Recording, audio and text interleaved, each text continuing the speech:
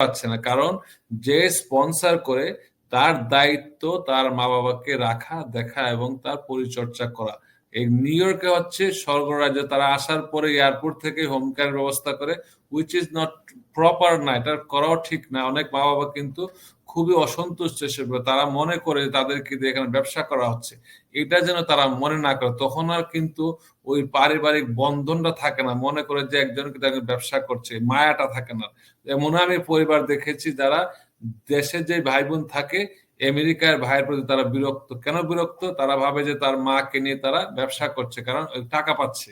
So তারা বলে আমার এই টাকার ভাগ দাও। এটা বাস্তব কথা বললাম। আমার কাছে লোকজন আসছে তারা ৳১২ ভাগ দাও। নাহলে তারা দেশে ওই ভাইকে দেশে যাইতে দিচ্ছে না। কারণ তুমি মা-বাবাদের ব্যবসা করো, তুমি কেন দেশে আসবা? তুমি মা-বাবাদের এতে টাকা নিচ্ছ।